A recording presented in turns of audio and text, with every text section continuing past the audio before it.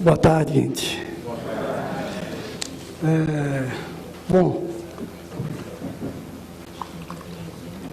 a história da guerrilha, ela tem sido marcante em minha vida. Eu conheci o movimento guerrilheiro não na época que ele aconteceu. Na época, eu era um dos tantos jovens que não sabiam o que acontecia em seu país. Eu tinha mudado da Bahia para o estado de Goiás, e ali eu vivi uma parte da minha juventude, exatamente o momento em que a guerrilha acontecia. Mas sem saber o que acontecia, digamos, nas profundidades desse país. Eu fui conhecer verdadeiramente sobre a guerrilha quando eu militava no movimento estudantil. E, embalado pelas palavras de ordem, puxada muitas vezes pela bancada de Goiás, né? Tarda, mas não falha, aqui está presente a juventude do Araguaia. Isso foi reforçando em mim, que fazia o curso de História, a vontade de estudar a guerrilha. Eu sempre gostei muito de ler e muito de escrever, e eu nutria essa vontade, esse desejo. Quando eu entrei no mestrado de História, eu tinha dois assuntos em mente a pesquisar. O primeiro, que também era apaixonado, que era a história da Guerra de Canudos. Eu morei por um tempo próximo à região de Canudos, no sertão baiano. Mas depois, com o movimento estudantil, nos embalos da militância, eu entrei no PCdoB em 1980, despertou em mim a vontade de resgatar uma história que não podia ser somente do PCdoB. Naturalmente, ela era do PCdoB, mas ela tinha que fazer parte da história do povo brasileiro. E quando eu entrei no mestrado, eu fiz a opção, então, por pesquisar a história da guerrilha do Araguaia. E era um desafio para mim. Era um desafio para mim porque era uma dissertação, era uma pesquisa de mestrado, e eu era um militante do partido. E eu tinha que exatamente lidar com esses aspectos de forma a que o meu trabalho demonstrasse o máximo de isenção possível, para que, enquanto o primeiro trabalho acadêmico, fruto de uma pesquisa sobre guerrilha, pudesse ser objeto de estudos, de análise, por outras narrativas que viessem a acontecer. Porque até aquele momento, eram poucos os trabalhos que existiam sobre a guerrilha do Araguaia, e nenhum de cunho acadêmico. E eu busquei uma professora, a quem eu admirava muito, a professora Janaína Passos Amado, inclusive parente de Jorge Amado, sobrinha de Jorge Amado, que era professora na Universidade Federal de Goiás. E ela topou o desafio de me orientar, ciente da dificuldade que teria de orientar um militante que estaria fazendo uma pesquisa sobre um tema que tinha relação com o seu partido. E foi uma excelente escolha. Eu tenho guardado até hoje os primeiros rascunhos, né, da pesquisa e as observações feitas pela professora Janaína Amado, algumas delas que ela dizia com veemência: Romualdo, isso não é um documento de partido, é uma dissertação de mestrado. Modifique o jeito de você falar. E foram várias as vezes, e isso foi muito importante. Os que lerem o livro poderão sentir exatamente essa percepção. Essa foi uma lição muito importante desse processo de contato com a professora Janaína. Mas nenhuma mais importante do que a presença na região do Araguaia. Eu tinha, como uma das hipóteses do trabalho, a discussão em relação a se a guerrilha teria sido um foco ou não, um foco guerrilheiro. Porque as discussões ideológicas da época procuravam, por esse aspecto, desmerecer a importância do movimento guerrilheiro. E eu parti com essa hipótese, e a hipótese que eu procurava exatamente investigar era que não se tratava de um foco guerrilheiro. mas que se baseava, sim, em ensinamentos obtidos em experiências internacionais e, principalmente, das experiências que aconteceu na China, da luta guerrilheira na China. Essa foi a direção que eu tomei e, claro, quando a gente faz uma pesquisa, não necessariamente a nossa hipótese se comprova ao final. No entanto, a minha hipótese, ela se comprovou. E ela se comprovou principalmente pela presença na região, pelo contato com dezenas e dezenas de camponeses. Isso terminou fazendo com que o meu trabalho se constituísse também, e talvez principalmente, como as vozes dos camponeses, dos moradores do Araguaia, sobre o movimento guerrilheiro. Isso terminou sendo importante, até no conjunto do trabalho, e foi a identificação que a própria professora Janaína identificou, e indicou o caminho que seria importante que eu seguisse. Eu, evidente, vim preparado para o lançamento da segunda edição do livro, né, com todo um conjunto de informações que tenho aqui em relação a dezenas, a mais de 10 anos de investigação sobre a guerrilha, porque eu comecei o meu mestrado em 92, terminei em 95, voltei à região do Araguaia para fazer contato com camponeses que mereciam ser indenizados. Publiquei o livro em 97, voltei várias vezes à região, inclusive para o lançamento do próprio livro lá na região, e depois fui integrado como observador no grupo de trabalho Araguaia. E, em função disso, passei a dizer que eu saí da condição de pesquisador da guerrilha e passei a me sentir como dentro dela, porque ela é uma história que não está fechada. É uma história que não está acabada. E ela não está acabada exatamente pela maneira como se tentou esconder a existência desse movimento guerrilheiro. O título inicial do meu trabalho, ele seria, como foi dito aqui, inclusive, a resistência armada no Araguaia. Na discussão, inclusive, com a professora Janaína, nós resolvemos mudar o título. Por que mudar o título? Porque havia uma preparação, sim, para o movimento guerrilheiro. Esse movimento ele foi descoberto antes de estar devidamente preparado para combater. Mas a resistência em si e o fato de não colocá-lo como uma guerrilha terminaria cumprindo o papel que os próprios militares fizeram durante todos esses anos de tentar esconder a existência da guerrilha e de como foi difícil combater 60 guerrilheiros e mais alguns camponeses que depois se incorporaram ao movimento, mesmo deslocando-se para a região, o maior contingente militar já deslocado desde a Guerra de Canudos, aqui internamente. E não só isso, esconder que a bravura daqueles que se dedicaram, naquele momento, a enfrentar uma repressão poderosa, só foi possível de ser dizimada com atos ignominiosos, com ações de uma truculência que hoje se critica a forma como se combate, por exemplo, em países que estão em levantes.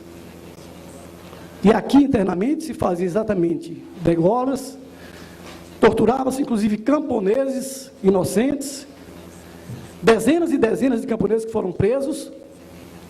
Eu entrevistei senhoras, uma hoje viúva de um dos guerrilheiros, José Vieira, que era camponês que ingressou, que foi presa, ficou 30 dias, e alguns desses dias colocados num buraco, que apenas era tampado por cima, e ali era jogado fezes, era jogado ratos, para assustá-los, tortura psicológica, para que eles contassem algo que inclusive eles não sabiam, mas pelo fato também, e principalmente, de ter tido contato e de ter tido relações com alguns guerrilheiros.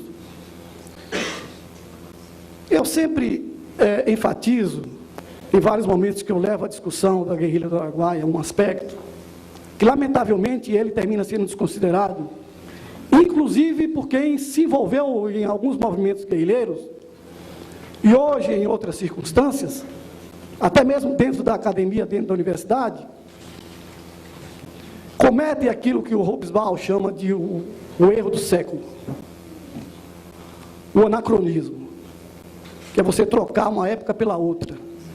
É você olhar para a década de 70 e para os instrumentos que se tinham para combater e os espaços que se tinham para isso, com o olhar de hoje, de uma liberdade que foi conquistada às custas exatamente daqueles que deram a sua vida para que nós chegássemos ao estado de democracia.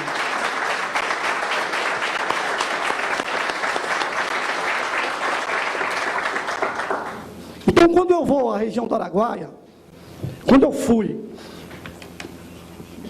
da primeira vez, eu me espantei. Eu me espantei porque em 92 ainda estava, de certa maneira, fechado, já não tinha tanto desmatamento como tem hoje, né? E era,